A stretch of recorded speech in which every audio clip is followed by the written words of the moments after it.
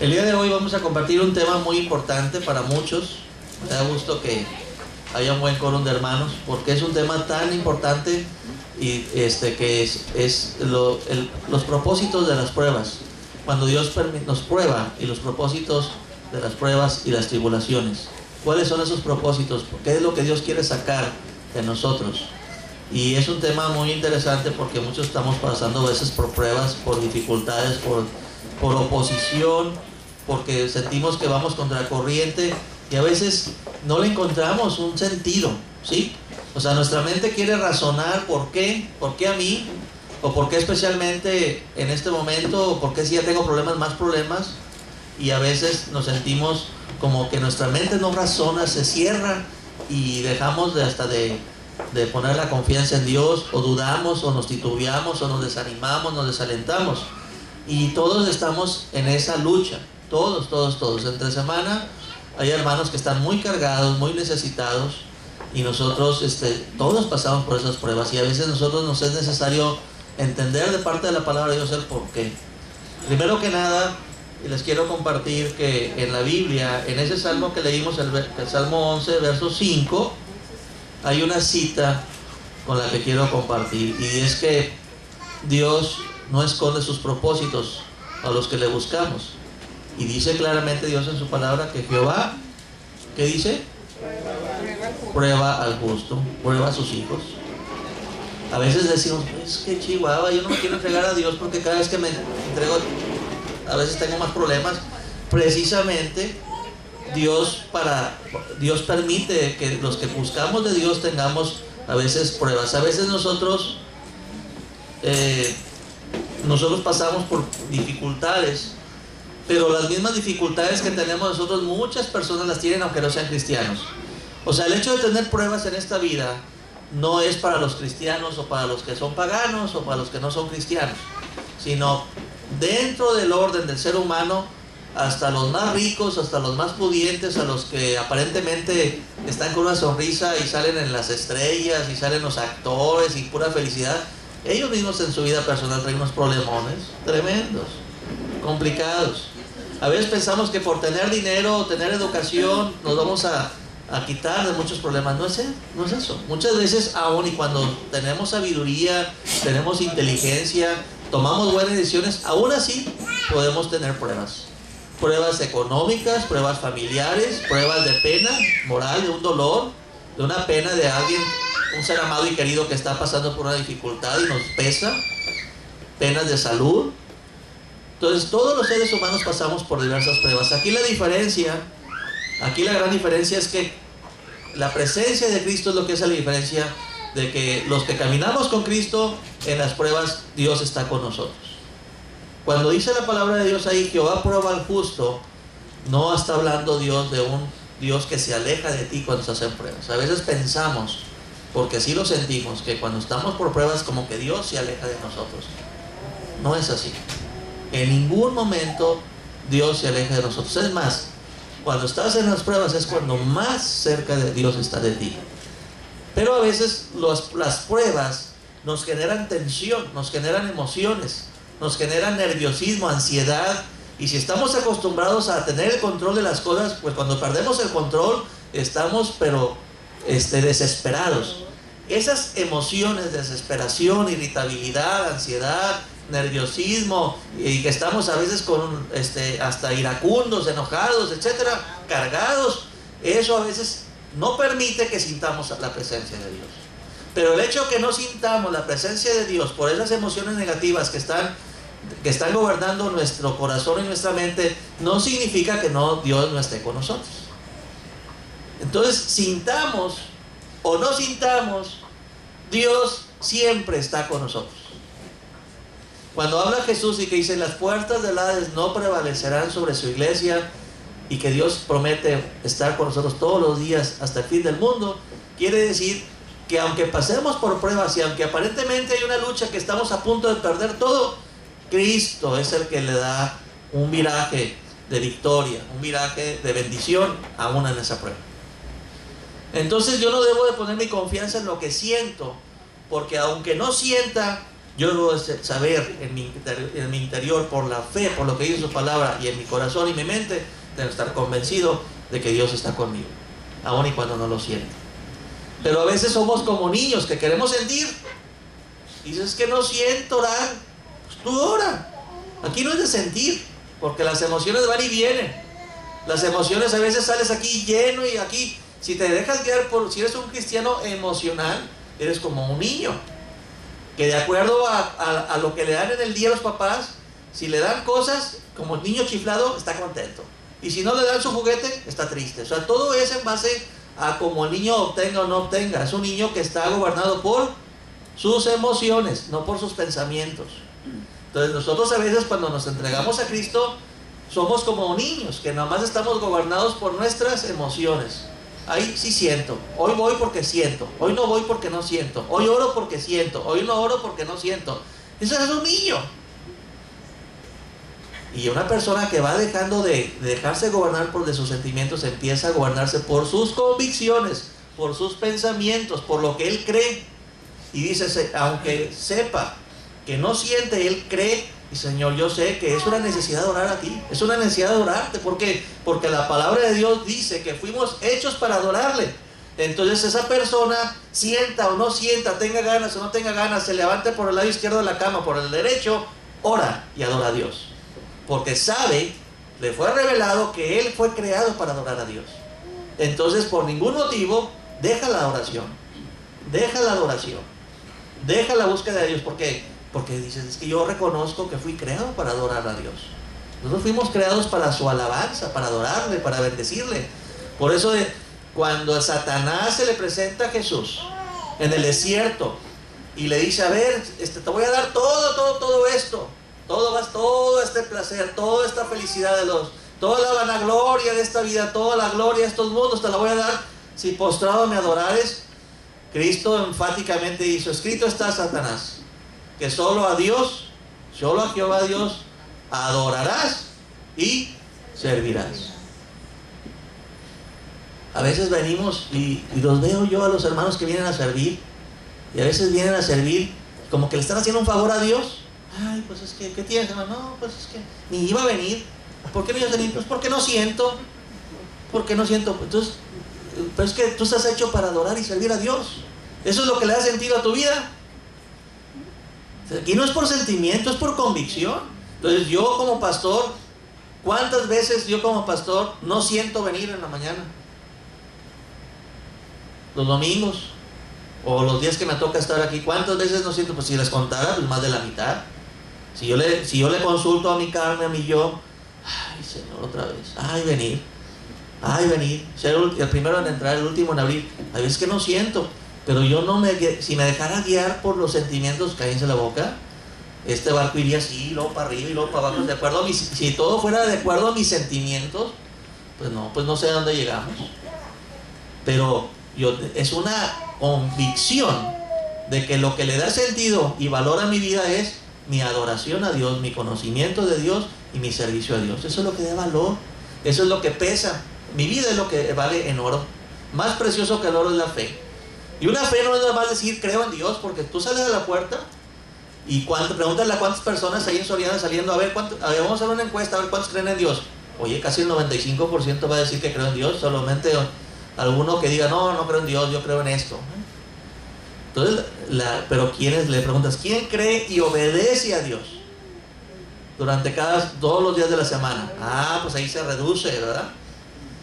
Entonces nuestra fe es una fe obediente. Cuando decimos que nosotros tenemos fe en Dios es que somos obedientes, ¿sí? Nosotros no podemos, Cristo se da cuenta si le amas, si le obedeces. No hay otro termómetro en la palabra de Dios cuando dice, Señor, ¿por qué me dicen Señor, Señor y no me obedecen? Muchos en aquel día me dirán, Señor, Señor, hicimos esto en tu nombre y sacamos demonios, hicimos esto y lo otro. Dice Cristo, nunca los conocí hacedores de maldad. ¿Por qué? Porque su vida la edificaron no sobre la palabra de Dios, no fueron obedientes a la palabra. Hicieron su cristianismo a su manera, siguieron a Cristo bajo sus propias condiciones. Y seguir a Cristo implica negarnos a nosotros mismos.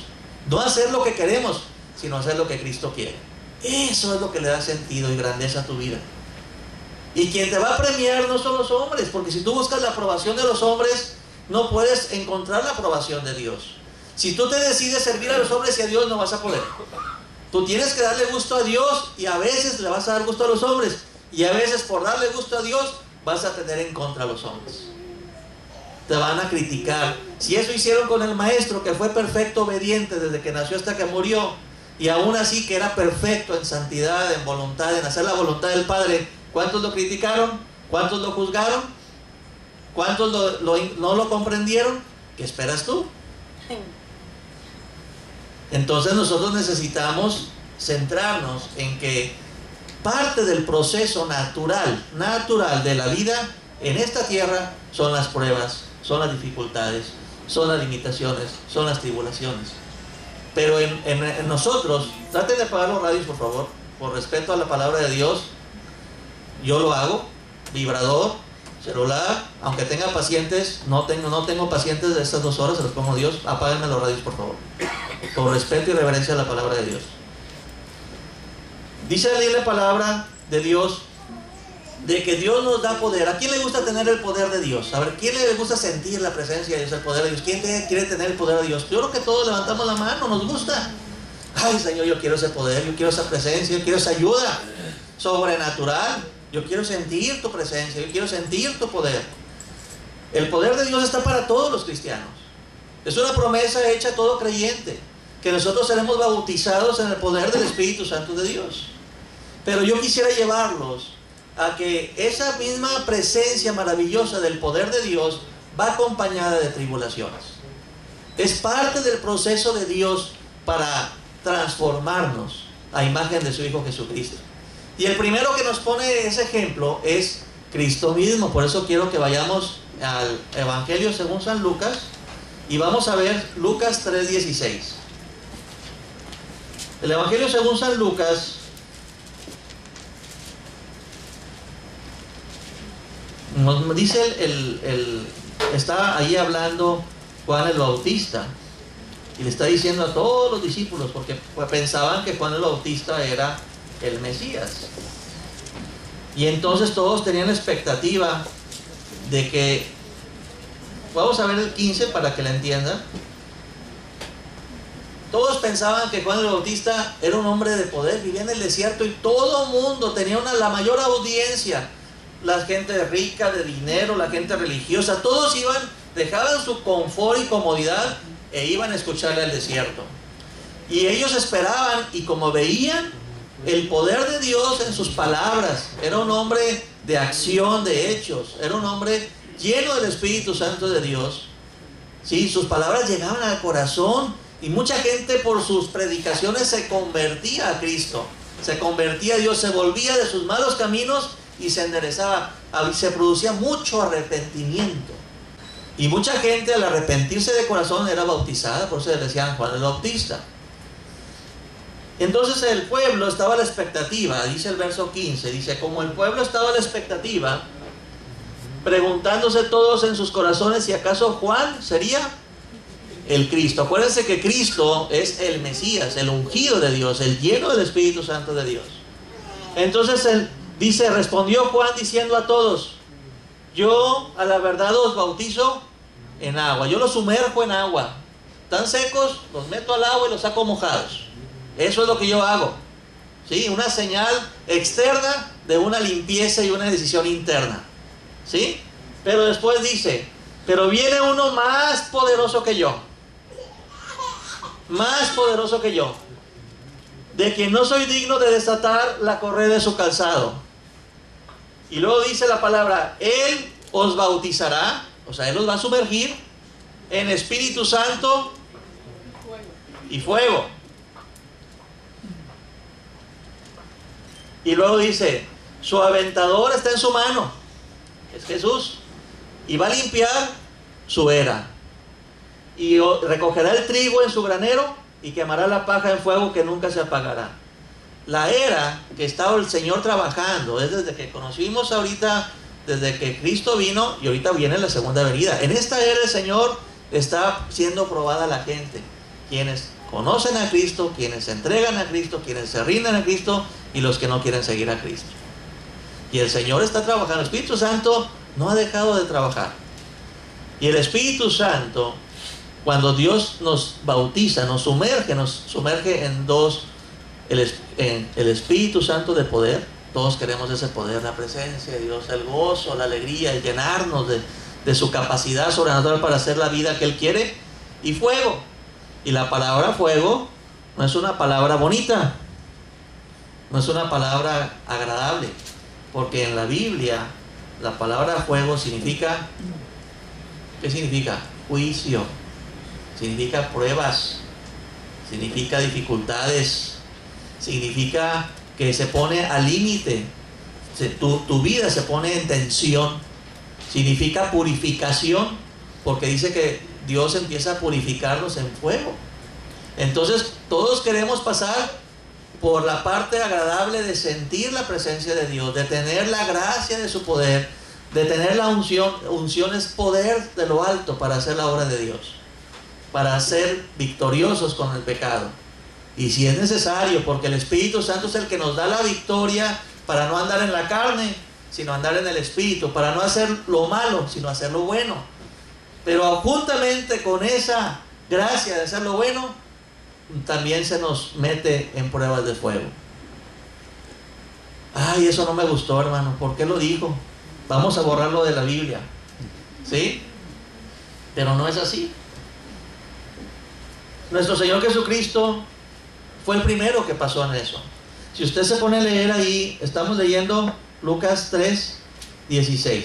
Si más adelante usted lee en el verso 21, ¿qué fue lo que pasó? Dice que aconteció que cuando todo el pueblo se bautizaba, en el verso 21, también Jesús fue bautizado y orando el cielo se abrió y luego dice que descendió el Espíritu Santo sobre él en forma corporal, como paloma, y vino una voz del cielo que decía: tú eres mi Hijo amado, en ti tengo complacencia. Ahí estamos viendo una manifestación maravillosa del Padre, del Hijo y del Espíritu Santo en el momento ahí. Pero ¿qué fue? Que después de que fue lleno del Espíritu Santo Jesús, de que fue bautizado, ¿qué fue lo que pasó? En el capítulo 4, ¿qué fue lo que hizo el Espíritu Santo? Ay, ven, amado Hijo Jesús, ven, ahora sí vámonos a deleitarnos en el Señor. Vámonos a las sinagogas, a alabar, a adorar, vámonos a gozarnos en el Señor. ¿Qué fue lo que pasó? Oye, Señor, pues, ¿qué pasó ahí? En el capítulo 4. Jesús, lleno del Espíritu Santo, sí, volvió del Jordán. Y no que Jesús quisiera ir, sino fue llevado ¿por quién? Por el Espíritu. Dice que fue llevado ¿por quién? El Espíritu Santo lo llevó al desierto a ser bautizado en fuego, a ser probado. Claro que hay una tremenda diferencia entre ser probado en la carne, en tus fuerzas, y ser probado lleno de la presencia de Dios. Ser probado cuando estás en tu relación con Cristo, ser probado cuando estás fuerte en el Señor, cuando estás fortalecido en el Señor, es diferente a cuando estás siendo probado y te pesca el enemigo descuidado y andas todo carnalote y todo sensualote y todo frío, y ahí viene la prueba. Ay, Señor, agárrate. Pero cuando estás lleno del Espíritu Santo, viene la prueba así. Pero aunque hay tormenta, como decían en el canto de ahorita, hay paz. Hay paz en la tormenta. Y el Espíritu Santo te ayuda a purificarte, a que salga todo aquello que no es, toda escoria, todo aquello que está estorbando, para purificar y que salgas más débil o más fortalecido. Más fuerte, más fortalecido. ¿Quién creen que está más fortalecido? ¿El soldado que sale apenas ahí del entrenamiento y que apenas va a su primera batalla? ¿O el que ya lleva 2 o 3 años en pruebas, luchas, batallas, guerras y ha tenido victorias? ¿Quién está más fortalecido? ¿Quién está mejor entrenado? ¿Quién está más adiestrado? ¿Quién está más sabio? ¿Quién está más experimentado? ¿Quién es más confiable? ¿El probado? Eso es lo que Dios quiere sacar en nosotros. Dios nos da la prueba para fortalecernos, para entrenarnos, para purificarnos, para limpiarnos y para que salga todo aquello del corazón que no viene del cielo. Cuando estamos pasando por pruebas y luchas, es para que salga todo aquello. Porque cuando tú estás en pruebas, hermano, sale todo lo bueno y todo lo malo, ¿sí o no? Cuando estás en tensión y lucha, sale realmente tu ser. Sale el ser real, o el espiritual o el carnal. Sale tu verdadera estatura espiritual. Tú crees que porque lees mucha Biblia, ay, pero hermano, pues que yo soy de los que más saben y los que más participan. Bueno, es una cosa muy importante. Pero cuando está la prueba, quizás el calladito es el que está más sostenido en el Señor, más hábil, más dócil, más que el que está sabiendo mucho, pero que en su interior hay mucho yo, hay muchas vigas, hay muchos estorbos. Y Dios tiene que tratar con eso, con sus miedos, con sus temores. Yo cuando he pasado por pruebas, hermanos, a veces lo que sale para reaccionar no es la fe, son mis miedos. ¿Sí les ha pasado alguna vez que reaccionas no por la fe? No, reaccionas así por miedo, por temor, o salen tus prejuicios. No, voy a hacer así. O sea, salen tus prejuicios de lo que has vivido antes y salen tus cosas de que dices, no, yo en esta área, Cristo, ahí lo cuelgo y esto lo voy a hacer a mi manera, ¿sí o no? No, en los negocios, en el business, no. Pues ahí es la religión, pero negocio es negocio y separas a Cristo. Porque son tus prejuicios, son tus deficiencias, son tus limitantes, pero sale a la luz todo. Entonces Dios quiere que salga a la luz, no para hacerte sentir mal, sino para que le entregues todos esos temores, todos esos miedos, le entregues todas esas angustias a Dios y verdaderamente empieces a caminar firme en la fe, con la ayuda de Dios. Porque como les digo, cuando pasamos por pruebas, Dios está con nosotros. Cuando pasa Jesús y pasa por las diversas pruebas en el desierto, hermanos, después de ahí, cuando terminan sus pruebas, cuando acabó la tentación, entonces dice el verso 14, más adelante, búscalo, verso 14, dice, ¿qué pasó después de que salió del desierto? Dice el fruto que hubo, hermanos, en Jesús. Y Jesús volvió, fíjense, primero fue en el Espíritu, pero después hubo una característica que se manifestó en Jesucristo. Después de esas pruebas, de esas luchas, de ese desierto que pasó, de esa prueba de fuego, ¿qué salió? Salió Cristo, pero fortalecido, salió en el poder del Espíritu a Galilea. Y imagínense a nuestro Señor Jesucristo en el poder del Espíritu. No, el Señor hizo y deshizo, de tal manera que dice ahí la palabra, y enseñaba en la sinagoga, dice que se difundió su fama por toda la tierra alrededor, enseñaba en las sinagogas de ellos, era glorificado por todos, vino a Nazaret, donde se había criado, y en el día de reposo entró en la sinagoga conforme a su costumbre, y se levantó a leer, y se le dio el libro del profeta Isaías, y habiendo abierto el libro, halló el lugar donde estaba escrito, el Espíritu del Señor está sobre mí. Lo estaba leyendo Jesús ante toda la gente, y dice, por cuanto me ha ungido para dar buenas nuevas a los pobres, me ha enviado a sanar a los quebrantados de corazón, a pregonar libertad a los cautivos, a vista a los ciegos, a poner en libertad a los oprimidos y a predicar el año agradable del Señor. Y dice que enrollando el libro, Jesús lo dio al ministro y se sentó, y los ojos de todos en la sinagoga estaban fijos en él. Y luego dice Jesús, comenzó a decirles, hoy se ha cumplido esta escritura delante de vosotros. Ahí fue el enviado para hacer la obra de Dios, fortalecido, lleno y bautizado en Espíritu Santo y fuego.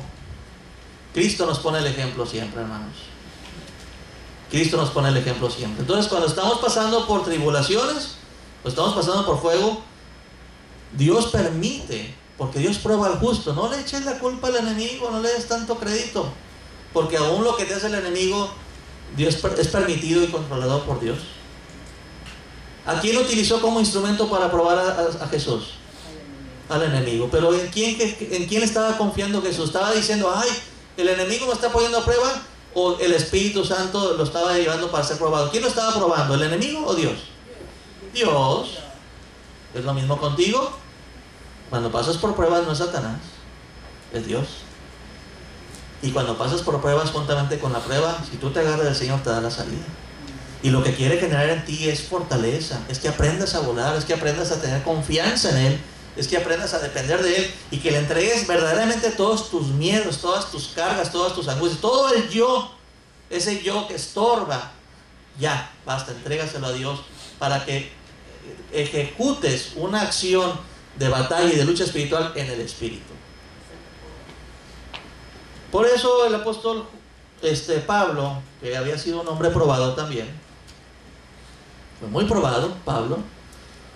¿Por cuántas pruebas habrá pasado Pablo en su vida espiritual? Muchas. Entonces, cuando escribió el libro de los Efesios, era un hombre probado en todo. Por eso dice Pablo en Efesios, si gustan buscarlo, por favor, hermanos. Capítulo 6. Capítulo 6.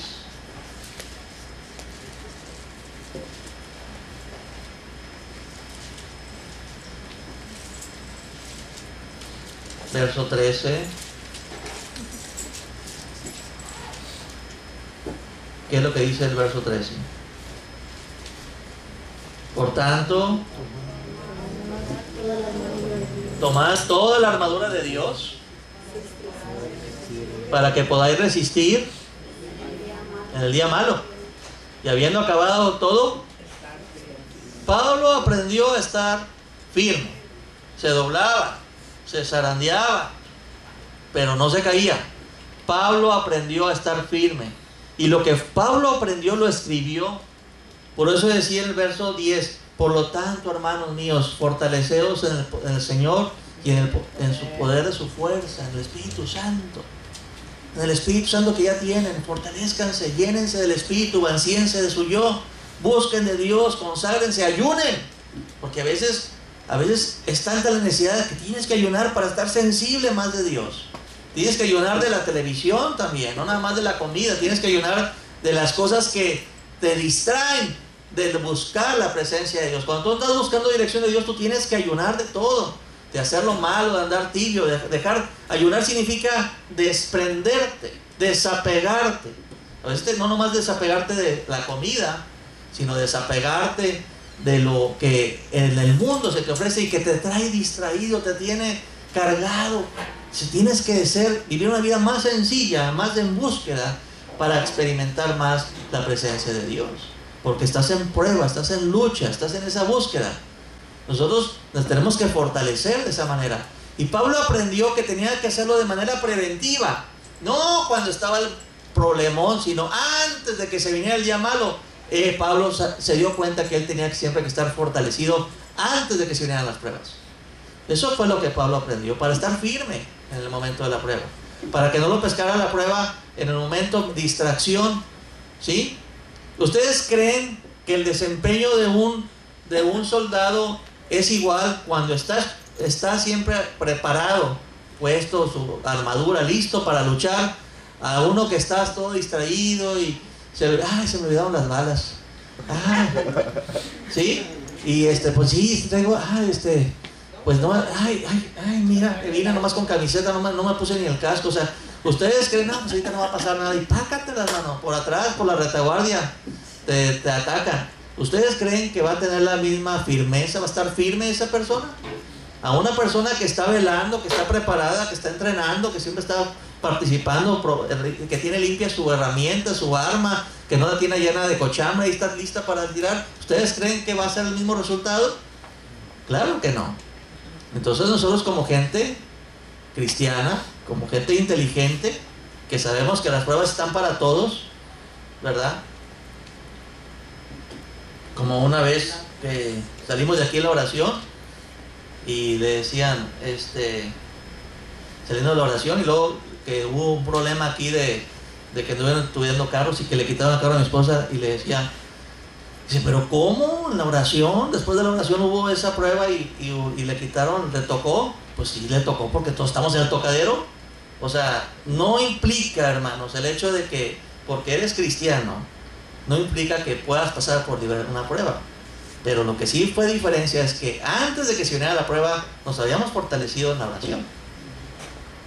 Nos habíamos fortalecido. Y yo me acuerdo muy bien que específicamente se entiende el Espíritu antes de despedir a todos. Vamos a orar para que Dios nos guarde, nos protege en el nombre. Y estuvimos orando para que Dios preservara nuestras vidas. Entonces, es muy diferente que te pesca así distraído no preparado, todo débil, a cuando te pesca la prueba lleno del Espíritu. ¿Cómo quieres que te pesque la prueba? Lleno del Espíritu Santo, fortalecido en el Señor. Pero para eso hay que pagar un precio. Para eso yo tengo que cultivar mi vida espiritual. Para eso yo tengo que hacerme responsable, como se los he dicho, de mi vida espiritual. Yo no tengo que venir a que hagan las cosas por mí. Yo no tengo que venir a la iglesia para que oren por mí, para que lean la Biblia por mí, para que yo tengo que agarrar la Biblia, yo tengo que levantar mis manitas, yo tengo que elevar mi corazón, yo tengo que hacer uso de mi fe diariamente. Lo que vienes aquí a la iglesia es un complemento, pero lo principal de tu vida espiritual debe ser en tu casa. Diariamente, en las mañanas. No nada más orar cuando nos toca orar, sino orar diariamente, porque tú tienes que hacerte responsable de tu propia vida espiritual, porque como decían por ahí, todos estamos en el tocadero. Porque no podemos decir que no vayamos a pasar por alguna prueba difícil. En una ocasión estaban con Jesús y entonces le decían: oye, Señor, fíjate que esas personas que estaban haciendo una torre de Siloé, y mira lo que les pasó, y mira lo que se murieron muchos, un accidente muy atroz, se murieron muchas personas, como diciendo: mira, pobrecitos de ellos. Y dice que si ustedes no se arrepienten, si no hay un arrepentimiento verdadero, en otras palabras, y ellos no les pasó eso porque estuvieran más cerca o más lejos de Dios. Y si ustedes no se arrepienten de corazón, van a perder su alma, o sea, no nomás van a pasar por pruebas. Todos tenemos necesidad de buscar de Dios. Todos tenemos necesidad de despertarnos y dejar a un lado nuestra pereza. Todos tenemos pereza. A ver, levanta la mano los que no tienen prueba de pereza. A ver. ¿No? ¿Nomás yo? A ver, ¿quiénes los acosa la pereza? Y a veces la traen como almohada y pegada. Ay, hermano, tuve pereza. ¿Y qué? Yo también. Ay, hermano, es que me dio flojera. Yo también. Si estamos hechos igual de carne y hueso, tus debilidades son mis debilidades. La diferencia es que si verdaderamente tú crees que seguir a Cristo es el camino, la verdad y la vida, si tú verdaderamente quieres hacerte responsable, nadie se quiere perder, no, pero los que se van a salvar son aquellos que están haciendo uso de su libertad y cuidando su salvación con temor y temblor. Nosotros tenemos que estar cultivando nuestra vida espiritual. Yo los puedo apoyar moralmente, yo los puedo apoyar espiritualmente. Los líderes están para atenderlos y ministrarlos, ayudarles, pero quien tiene que salir y aprender a volar con la ayuda de Dios y buscar de Dios y llenarse de Dios y alimentarse de Dios es cada uno de nosotros en forma personal. Y eso no tiene nada que ver con la edad. Desde el más joven hasta el grande tienen que aprender a andar en el Señor. No hay edad para eso. Dice ahí, por último, hermanos, les quiero compartir un ejemplo muy hermoso de esto que les estaba explicando. Y habla sobre las águilas.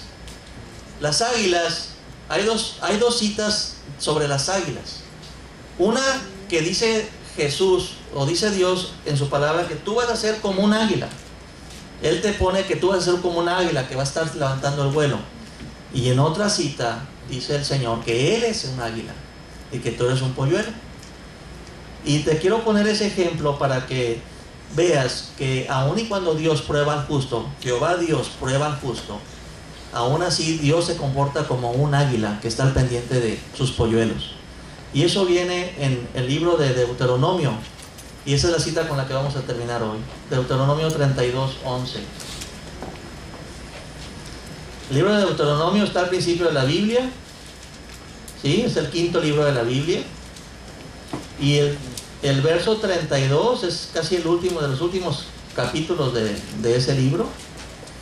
Es el cántico de Moisés, es la última oración que hace Moisés antes de partir, antes de morir. Y hay una cita ahí en la Biblia donde la palabra de Dios compara al Señor.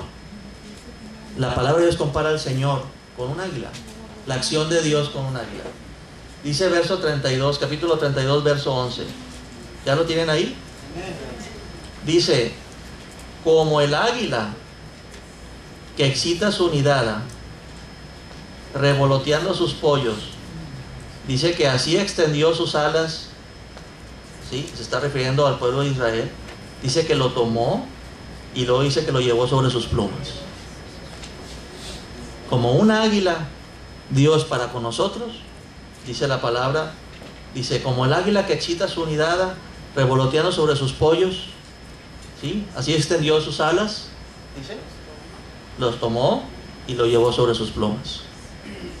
Y eso es un ejemplo muy hermoso, hermanos, porque las águilas, ¿dónde hacen sus nidos las águilas?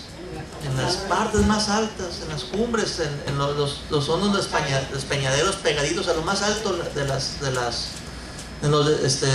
cerca de las montañas, donde está todo, no hay nada alrededor. Y es un ejemplo muy hermoso, porque las águilas, para hacer su nido, ellas utilizan arbustos, ramas de arbusto, espinosos, con espinas, así que tienen picos. Las ramitas de arbusto espinoso las van haciendo como un cuenco, lo que es el nido.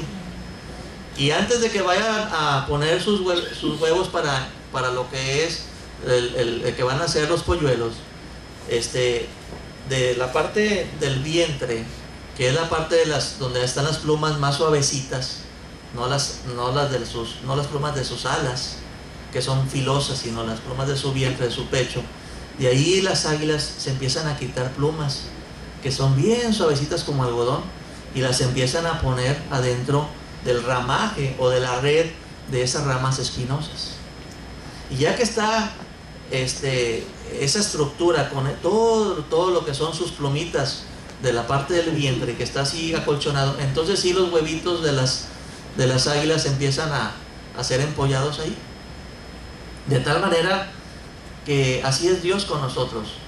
Cuando nacemos en Cristo, cuando nos entregamos a Cristo por primera vez, estamos como entre plumas, ¿sí? ¿Sí les ha pasado de que los primeros años de su vida cristiana, cuando usted le entrega su vida a Cristo, el Señor, como un águila, nos pone en un lugar muy seguro, muy protegido, y de tal manera que tiene picos por fuera y por dentro, pero adentro está todo acolchonado, lleno de plumitas, y sentimos el amor de Dios, experimentamos el perdón, la misericordia, le pedimos a Dios algo y nos sentimos escuchados, porque estamos en ese amor de como polluelos chiquitos que apenas estamos saliendo al mundo espiritual, y estamos apenas conociendo a nuestro gran Señor, que es como un águila para nosotros. Y el Señor va y trae la comida y nos la da en nuestros propios picos, ahí nos va dando el alimento diario. Él está siempre como un Padre amoroso al pendiente de nosotros. Esa es una etapa. El problema es que esa etapa del nido cómodo, no nos queremos quitar de ahí. Nosotros queremos estar permanentemente en ese nicho de amor, ¿verdad? Nosotros. Y creemos que ahí queremos estar. Pero el Señor no quiere que nosotros estemos permanentemente ahí, sino llegado el momento que Él considera sabio, Él empieza a remover la comodidad. Él empieza a podarnos. Llega un momento en que dice: ya es tiempo, hijito, porque quiero que aprendas a valerte por ti mismo, quiero que aprendas a volar, quiero que aprendas a mantenerte, a cazar, quiero que aprendas a depender, a hacer lo que yo hago. Y entonces el Señor empieza a quitar las plumas, hermano. La águila empieza a quitar las plumas. Y entonces los polluelos, ¿cómo crees que se sienten? Desesperados, y se están empujando al otro y quieren salir del nido. Si no quitara las plumas, el nido sería tan cómodo que nomás están así abriendo la boca. ¿Sí o no? Así nos pasa. A ver qué va, a ver qué va. No, a ver qué le voy a dar yo a Dios. No, a ver qué me viene a dar Dios. ¿Sí? Al principio, cuando estamos en Cristo, todos queremos estar así nada más, con las brazos abiertos. Dame, ayúdame, bendíceme, ámame. Y ahí estamos. ¿Sí? Tócame, cámbiame, lléname. Todo termina en mí. Todas nuestras oraciones son egocéntricas. Yo. Y está bien. Como un niño que nomás está agarrando la mano para agarrar, y los papás le dan, ¿verdad? A veces le damos de más, estamos bien gorditos desde chiquitos. Pero lo que pasa en la siguiente etapa es una etapa de fuego. Es una etapa de incomodidad. Y entonces Dios empieza a podarnos y empieza a quitar todas las plumas, y empieza a generar una inconformidad, una insatisfacción, y empezamos a sentir que empezamos a quejarnos, y empezamos a tener presiones y cargas y luchas y pruebas, y ya no nos acomodamos en el nido, tampoco nos acomodamos en el mundo, y empezamos a tener pruebas, dificultades, empezamos a ver oposición, empezamos a tener, incluso empieza a salir el yo, empezamos a sentir que una parte de nosotros sí quiere y otra parte de nosotros no quiere, y es una insatisfacción y hay una lucha interior, ¿sí? Porque no sabemos qué hacer. Tenemos alas, pero nunca las hemos usado. Entonces llega un momento en que él agarra a un aguilucho, vamos a decirle aguilucho, ya no es polluelo, un aguilucho, y entonces el águila lo pone sobre el lomo y el aguilucho se agarra y empieza a llevárselo a volar, y el águila empieza a darse vueltas así, ¿sí? Y sube, y el aguilucho se prende, pero no abre sus alas, nomás está prendido. Y ya me imagino como en los juegos, ay Señor, y no bajamos a Dios y empezamos a pasar por pruebas y sentimos como que Dios no nos comprende, como que Dios no nos ama. Pero ¿por qué? Si yo soy entre cristiano, ¿por qué me está pasando esto? ¿Por qué estoy sufriendo esto? Nos sentimos incomprendidos, nos sentimos como que ahora tenemos más problemas. Imagínense qué estará pensando el aguilucho de que su mamá águila lo pone a prueba. No me quiere, ya no me ama igual, ya sus consentidos son los nuevos, ya no me pelan a mí, yo ya, como yo ya vengo, pues yo ya no me hacen caso, y empiezan con sus cosas ahí de que ya no me ama, ya no me quiere, ya no es igual, ya no siento, porque está nomás sintiendo. Y entonces llega un momento en que se hace una burbuja de aire entre el pecho del aguilucho y el águila, y de repente el águila se va a picar. ¿Y qué pasa con esa burbuja de aire? Se separa, y ahí empieza el aguilucho a revolotear, llore y llore, pille, y el águila aparentemente la deja sola. El águila nunca le deja solo al aguilucho, siempre está arriba. El aguilucho no ve al águila, pero el águila siempre está ahí. Cuando empieza de batalla, se empieza no empieza a planear, empieza a irse para de picada, va el águila otra vez y vuelve a hacer lo mismo, se agarra el aguilucho del lomo y ahí anda, y otra vez reviras y lo vuelve a soltar, y empieza hasta que empieza a volar. ¿De qué sirvió la prueba, hermanos? ¿De qué sirvió tanta lucha, tanta oposición, tanta incomodidad? ¿De qué beneficio hubo para ese aguilucho? Aprendió a volar. ¿Sufrió? ¿Se asustó? Aprendió a depender del águila al principio, cuando veía, no está mi mamá, y me está dejando morir, y de repente, boom, iba el águila, y ahí estaba la mamá. Dios jamás, hermano, Dios es fiel, dice la palabra, jamás nos abandona en una prueba. Aunque no lo veamos, Él está sobre nosotros. Él siempre está al pendiente de nosotros.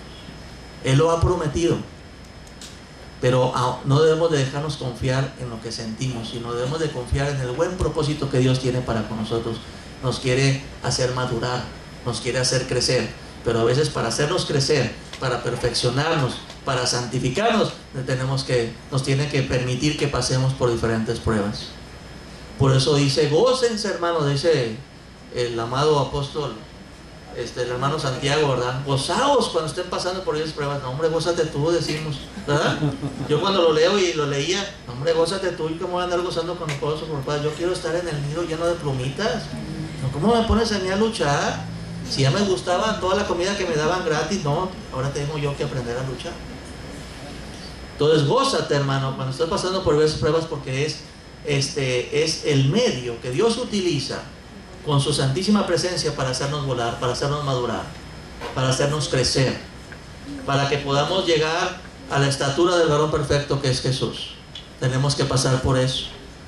Nuestro Señor Jesucristo nos anuncia que Él mismo nos bautiza con Espíritu Santo y fuego, y eso es un bien para nosotros.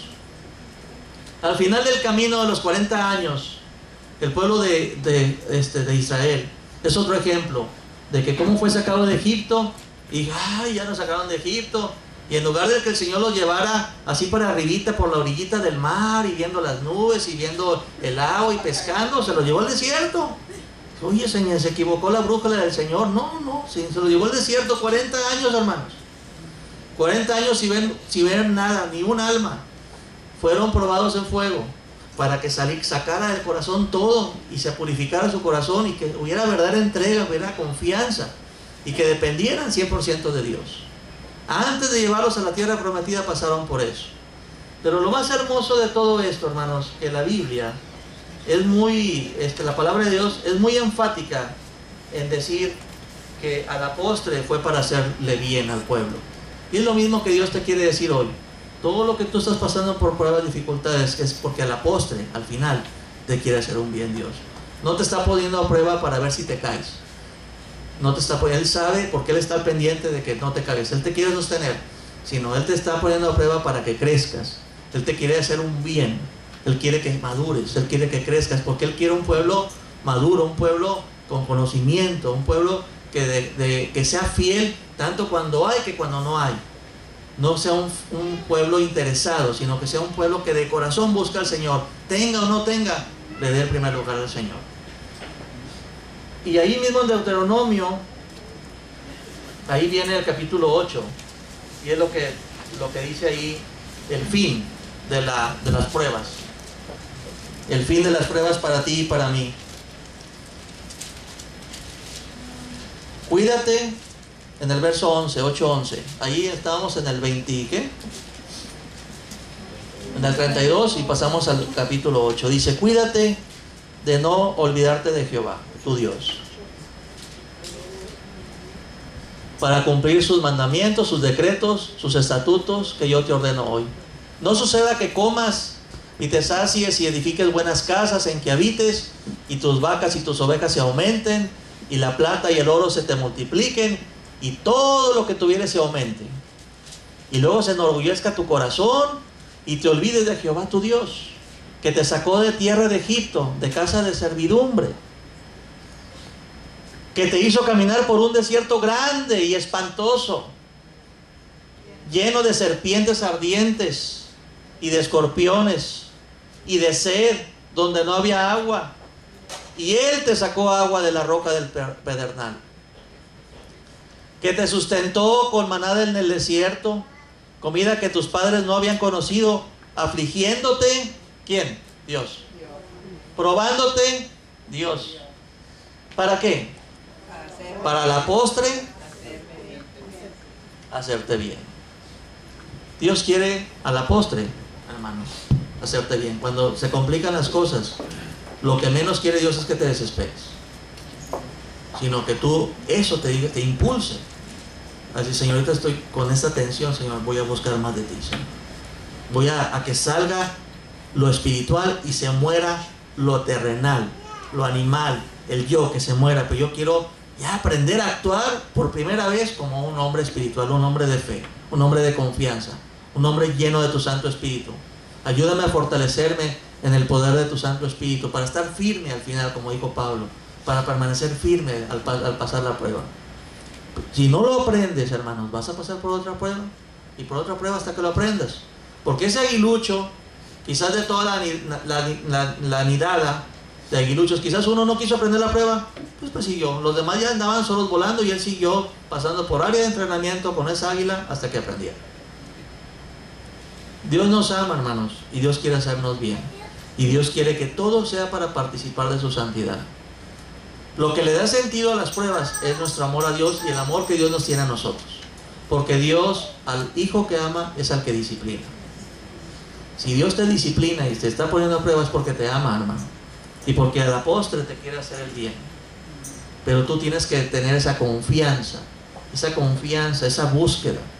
Y si el Espíritu Santo que tuvo nuestro Señor Jesucristo, que lo mantuvo fiel en esos 40 días en el desierto, que le dio poder para ser enviado y ser usado por Dios para su servicio, es el mismo Espíritu Santo que tú y yo tenemos.